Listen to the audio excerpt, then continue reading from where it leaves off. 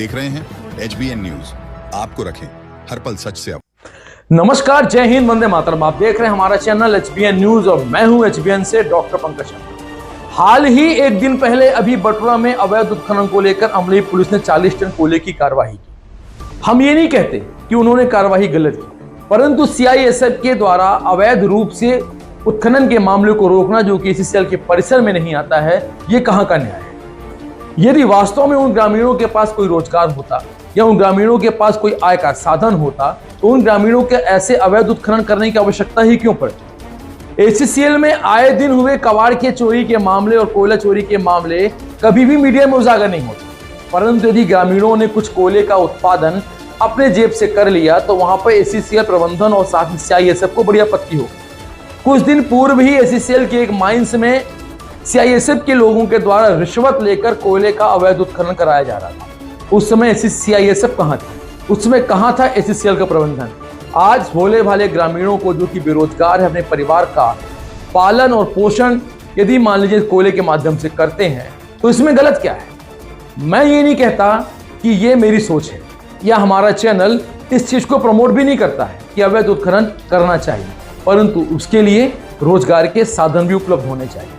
जब रोजगार नहीं मिलेगा तो लोग क्या करेंगे। कोई अपने बच्चे को, कोई अपनी माँ को, कोई अपनी पत्नी, कोई अपने बेटों को कैसे भूख से तड़पता देखता है। देखिए हमारे साथ पूरी खबर क्या है। लगातार हमारे साथ हमारे चैनल में बने रहिए। चैनल को लाइक, सब्सक्राइब और शेयर जरूर करिए। इसके बाद मैं आपसे बहुत बड़ी खबर साझा करने वाला हूँ। शाम को मैं आपसे साझा खबर करूंगा कि कैसे अनूपपुर में वाटर पार्क में एक लड़के की मौत हो गई। हमने इस पर पूरी रिसर्च की हुई है और रिसर्च के माध्यम से हम आपको बताएंगे कि वाटर पार्क वास्तव में खुलने लायक था या नहीं।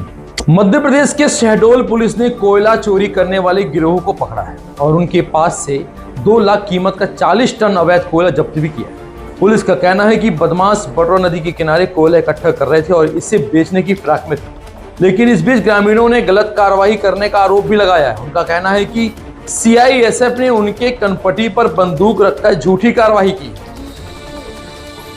श्रीमान जी से निवेदन है कि हमको फर्जी केस में SIF वाले वो गार्ड हैं जो रामपुर वाले, हमको पुरानी रंजिश के कारण ये सब हम 1-2 बोरी कोयला बेच के जीते खाते हैं।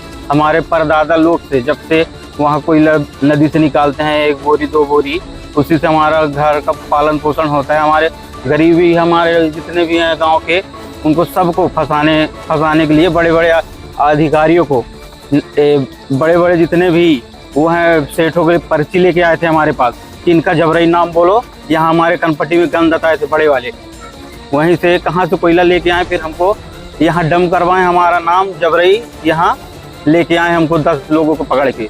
हालांकि SCCL में पदस्थ इंस्पेक्टर ने इन आरोपों को निराधार बताया है।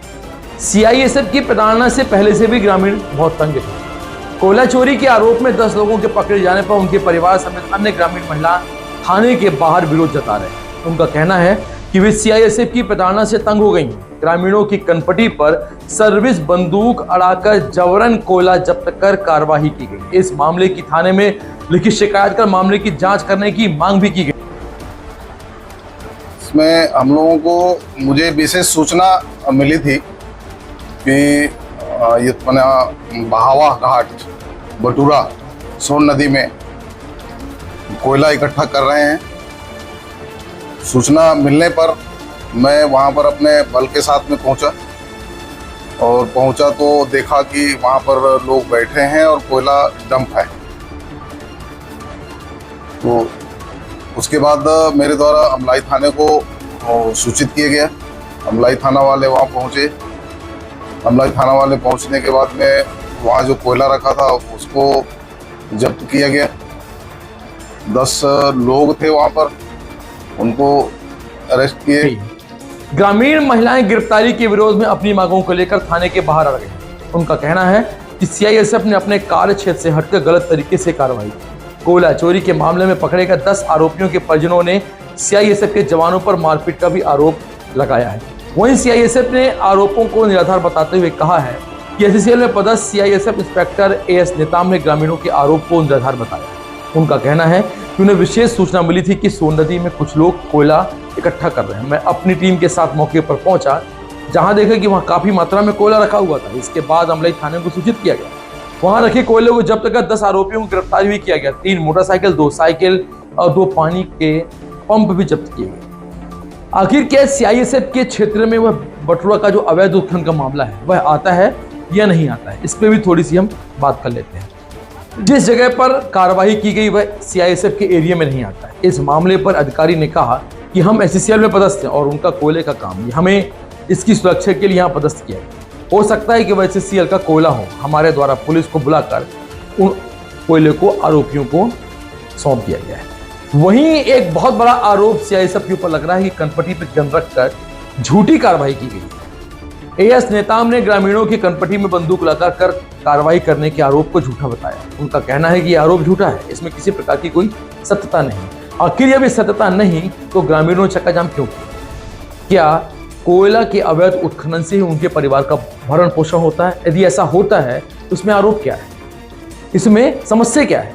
हिंदुस्तान के ऐसे कई लोग हैं जो अपना जीवन यापन इन्हीं छोटे मोटे कामों को करते हैं, क्योंकि हमारे यहाँ रोजगार की कमी के कारण वो इन कामों को नहीं कर पा रहे। एसआईएफ के लोगों ने अवैध तरीके से 8-10 लोगों को बंदूक अड़ा करके और झूठा कोयले का मुकदमा उनके ऊपर बनाया गया है। अब उन्हें थाने में या जेल में बंद किया गया है, जिसका हम गांव के लोगों विरोध करते हैं, उसका खंडन करते हैं। जब तक इनको छोड़ा नहीं जाएगा तब तक ये चकाजाम गांव के लोगों की ओर से और हम लोगों की ओर से रहेगा।